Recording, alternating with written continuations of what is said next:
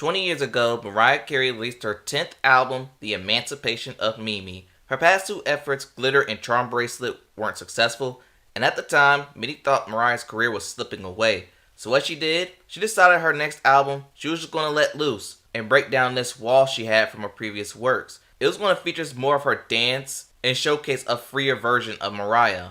Well, let's see how this goes. Before we begin, if you want to see music bios or more good videos like this, hit the subscribe button. Also, I've started a Patreon account. On here you get more copyrighted material and they'll be uploaded 48 hours prior to YouTube. If you want to support or visit, link is in the description. And without further ado, on to our feature presentation.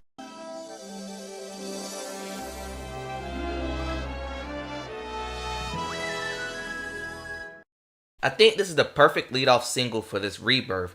A Mariah Club song where she's just here for the good times. No worries, no stress, like she blossomed like a butterfly yet again. It's a song that's needed for her, given the early decade turmoil she's been through.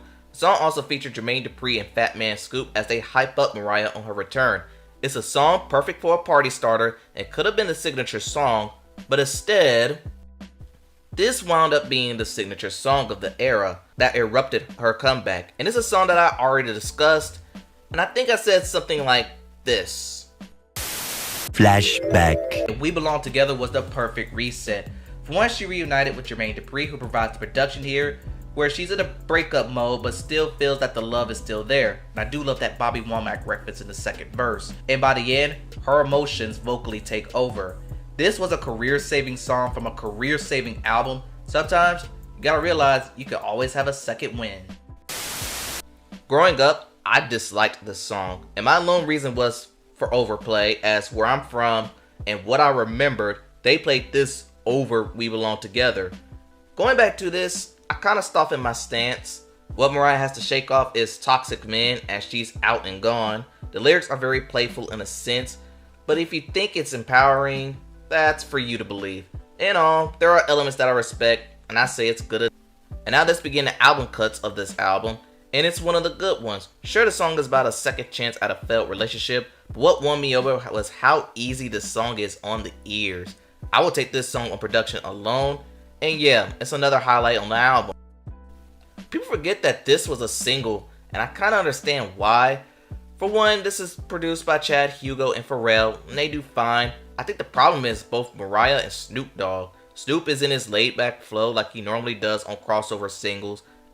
And for the song, it's a tease waiting for the other to make the move. And that's the thing, the song waits for the move to be made but never gets there. I wouldn't even call this bad, but it's just not memorable for me to care. Gotta say it.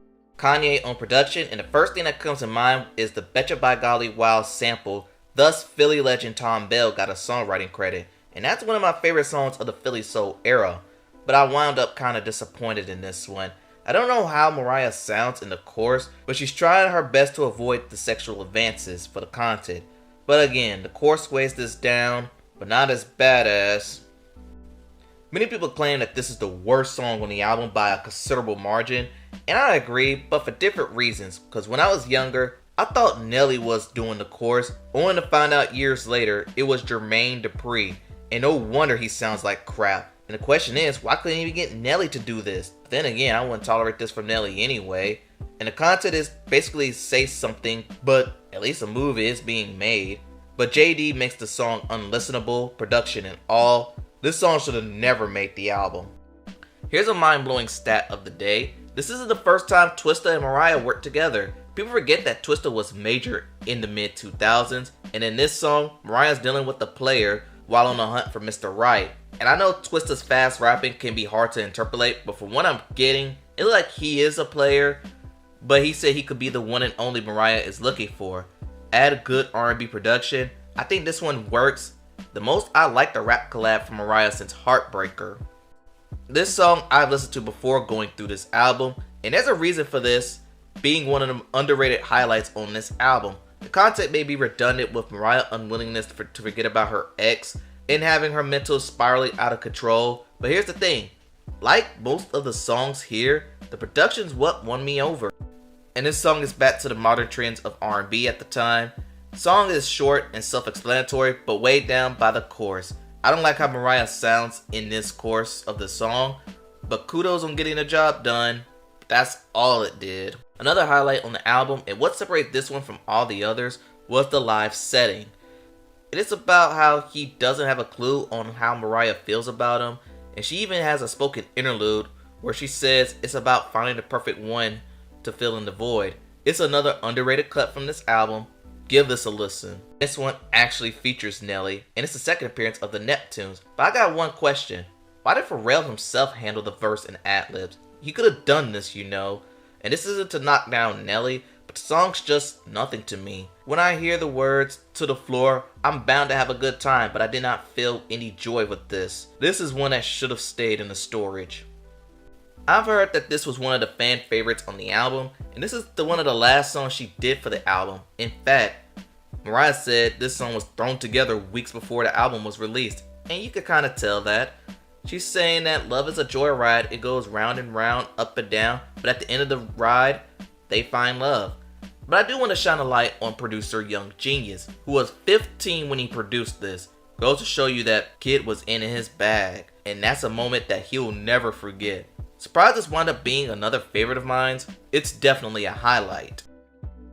Final song taps into the gospel elements of Mariah. It's about Mariah's freedom from every burden she encountered or haven't encountered yet. She wants to feel free like a bird. But if I have a problem, it might come down to the scriptures her pastor includes, which were Psalms 30 verse 5 and Hebrews chapter 13 verse 5. I'm not sure how those scriptures tie into flying like a bird, but Mariah stated that she included it because it helped her get through her tough times. So maybe, like most of these songs, I'm not interpolating it right. As is, it's a good encouraging message to close the album for those who has doubt. And that concludes this album review. What a comeback album. I feel like this was the album that put Mariah back in the market for good reasons. The hits, they stand out, and the deep cuts, well, they support it. You could tell with some of the songs here, she had her confidence back. Also, did anyone notice that this album didn't have a cover song on it? Her first since the debut? But anyway, a generous 8 out of 10 is the defining score. And like with Daydream, how did this album not win Album of the Year?